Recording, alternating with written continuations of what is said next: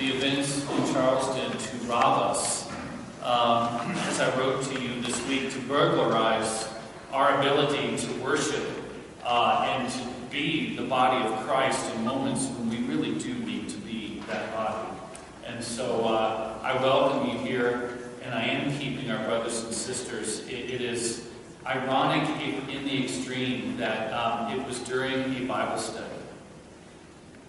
reflecting on the Word of God, that this kind of violence erupted. And I think that is actually the definition truly of the word blasphemy.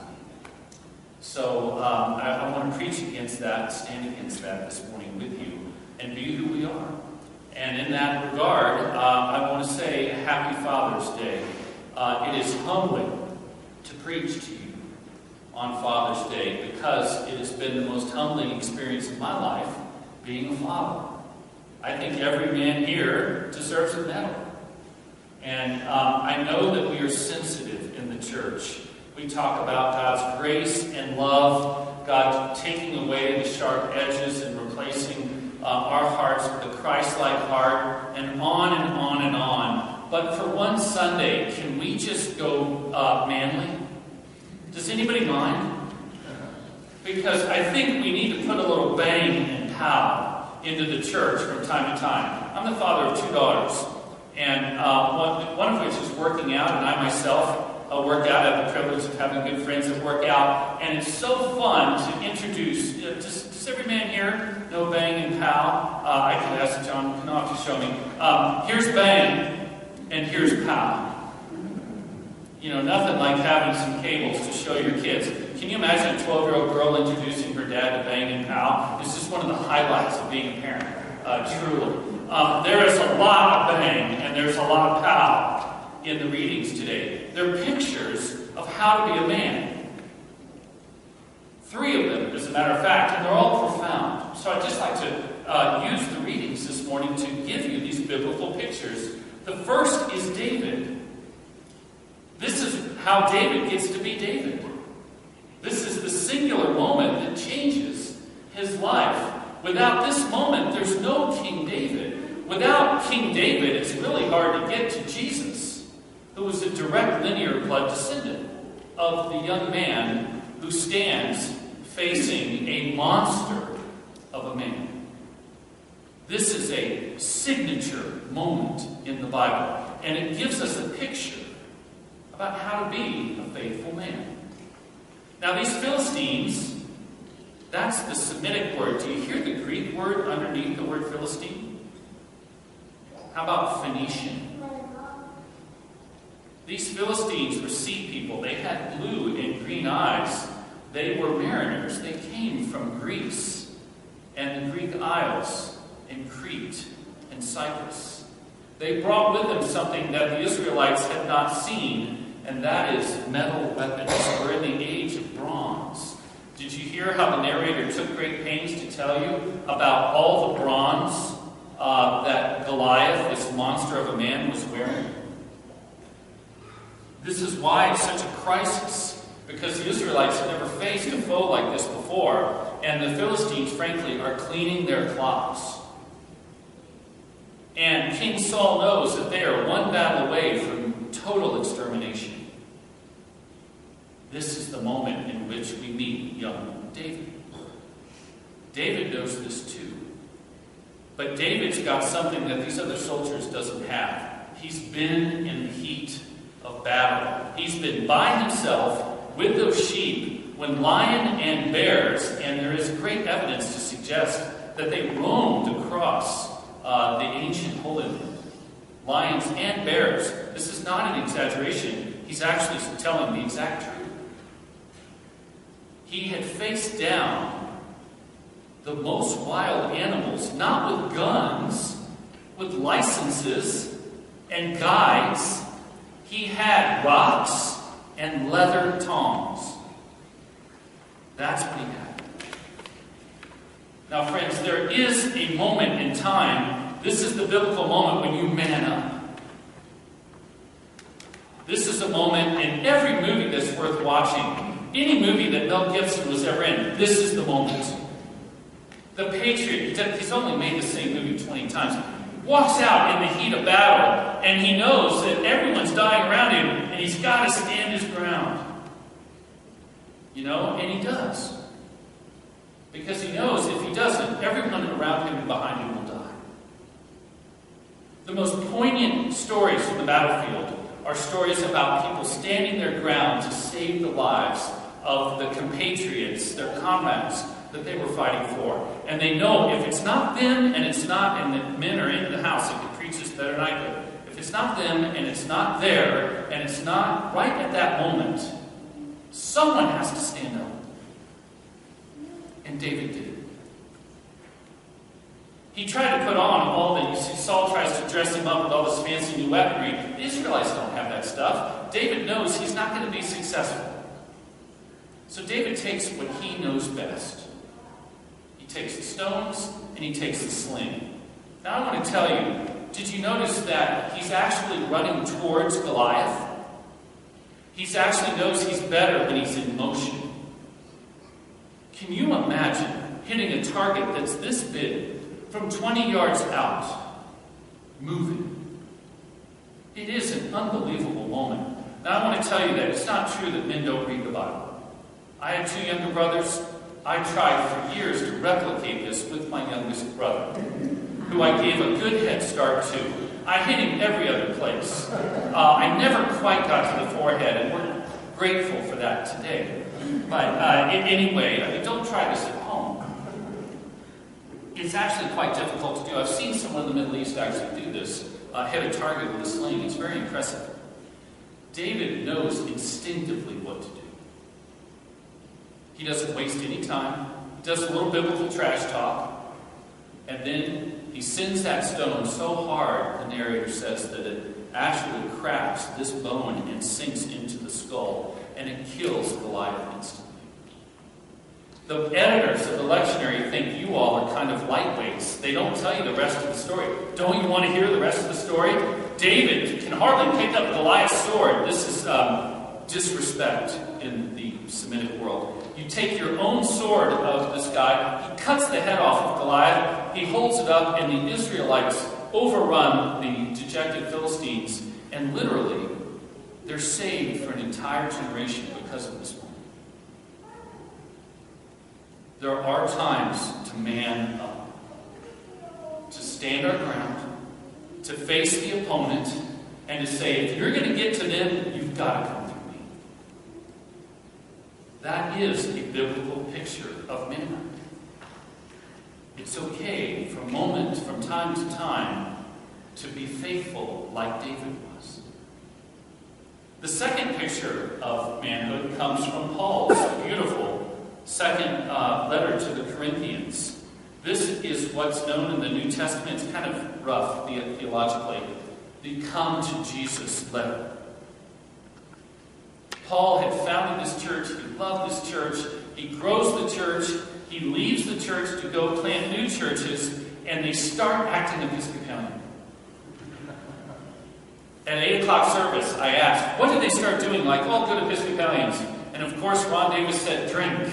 That is not the right answer. They may have done that in Corinth too. They start arguing with each other about who's got the greatest spiritual gift, and who can eat the Eucharistic meal, and who shouldn't, and all that. And Paul, can you imagine, he just says, what? And he writes them a letter, he says, do you know what I've suffered to bring you the good news of Jesus? Do you know? He goes through this laundry list. I ask you to take a look at it here. It's on page 7 of your bulletin. And the reason I ask you to look at it is that, ladies, every man you're sitting next to has this list in our minds. This is the most male list in the world because you save it up and you wait for that moment when it's going to be the most effective, and then you unleash it on people that you say you love. That's exactly what Paul is doing. Look at this list. Now they're writing to him bickering about who's got the greatest spiritual gift, who's supposed to eat the Eucharistic meal. And he says, see, now is the acceptable, it's the perfect time to receive the good news. Now is the day of salvation. Why don't we stop throwing obstacles in everyone's way? We didn't do that when we were with you. As servants of God, we've commended ourselves in every way. While you bicker about which spiritual gift you have, we've been in great endurance. Paul was a runner. He knew how to finish a race. In affliction, in hardship, in calamity. Paul traveled thousands of miles in the ancient world to bring the good news. It's amazing he survived as long as he did. Beatings, imprisonments, riots. He was almost pulled into the theater in Ephesus and torn apart by an angry Ephesian mob. Labors. He worked for years and years for the privilege of simply sharing the gospel. Sleepless nights. He traveled on the road. You could hardly go to sleep. It's like a 20-year episode of Naked and Afraid. That's a different sermon. Bandits on the road, animals. He could hardly close his eyes. Hunger. Paul was starved, literally, so that he would die. He was stoned. He was shipwrecked. Paul's life was under threat all the time. And he looks at the Corinthians and he says, "What do you want to argue about me?" And here's this little turn. Peggy did it so well. Here's the turn. Most of the time, when we have a list like this, when we receive pain and challenge and suffering, we're taught to unleash it on somebody else, right? This is the world's way of sharing. This is why all those reality shows are so popular. We're watching other people's pain be unleashed on television. At least it's not our pain. This is what we're taught to do. In God's economy, God's what does Paul give back when he suffers all of this? He says it right here.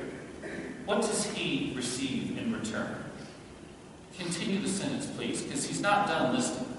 What's the next word? Oh, it's right here on the page. It's not your question. What's the next word? Are you kidding me? Purity? Wouldn't it be bitterness? The world knows how to give bitterness. God can transform that suffering into purity. What's the next one? Paul's had years. Suffering is really interesting. It kind of focuses you on what's really important. Paul has gained knowledge or wisdom from what he's endured. What's the next word? Really? It's the spiritual gift our church keeps looking for, one of the fruits of the Spirit. Maybe it's harder. Paul found tremendous patience with people. He loves those Corinthians. He's not giving up on them. He's trying to bring them closer to God's heart. The next word? Kindness. Really? Have you ever met someone that's been physically tortured? They're generally not the nicest person around. God was able to transform Paul's heart to kindness through suffering. Holiness of spirit, genuine love, truthful speech. Paul is not one for small talk.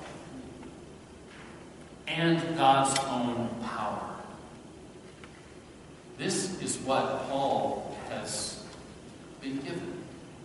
There's a great truth here for men and women. Every parent here knows this. Is that we can suffer on behalf of somebody else that we love. And we can be changed. But what Paul says is we can be transformed in the heart. And God can redeem that suffering into ways that bless other people. I mean, it's a profound teaching. My dad told me a particularly difficult moment in my life years ago.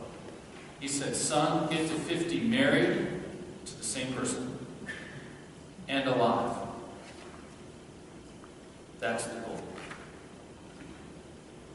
My own father taught me so much about endurance over time.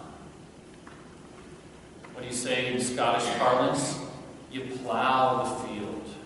And when the storms come, and when all that stuff hits, and when Viking raiders came, Mark, and all the rest, you pardon me, I don't say this, you plow the damn field. That's what you do. I love a guilty pleasure here, I will admit. Raise your hands if you want to join me in confessing. I've watched every single Rocky movie. Have you seen all 6 or 7 of them? Oh, what a brave man in the back, yes. The last movie, they rolled Sylvester Stallone on a wheelchair up into the ring. And he has this fight. Okay, that's really impressive. What he says afterwards, it's his own autobiography, he's living through this character. What Rocky says afterwards, one of the closing scenes in this last movie, he says, I learned something about boxing and life. It's not how you throw a punch, it's how you take one. This is the Apostle Paul. Paul knew how to suffer and how to endure. What a great teaching for men and women. Let's look at our final. We've gone to David, we've gone to Paul. Aren't you feeling good? Let's look at the disciples bang and pow. Right? Experienced mariners, they've been on the Sea of Galilee their entire lives. Jesus is teaching, a great crowd comes up, he gets tired, they want to go to the other side of the lake, so these mariners get on the boat and they start rowing, and a tremendous storm, the wind comes to these valley systems of northern Galilee, and it churns up the Sea of Galilee into a boiling cauldron within minutes. These experienced mariners, what do? They stand up like Lieutenant Dan and say, Forrest Gump, is this the best you got, right? They stand up like David, they stand up like Paul. What do? They start to soil their pants. They order a drink and take a pill and close their eyes and hope they wake up and the flight is over. I'm never very comfortable when I see the people in first class start to grip the side of their seats. That makes me a little uncomfortable back in economy. Now, I'm glad these disciples are here because I'm not David all the time. And I'm not Paul all the time. Sometimes a disciple will do quite fine. I'm in the midst of a storm. I don't see a way out. I think I'm going to die. And I ask Jesus to wake up and do something. That's exactly what they did. Jesus is sleeping on the cushion. He stands up and he says to the storm, in Aramaic, the way a rabbi would say to a student, calm down. Calm down. I'm forgetting the name, but maybe one of our gentlemen can help me.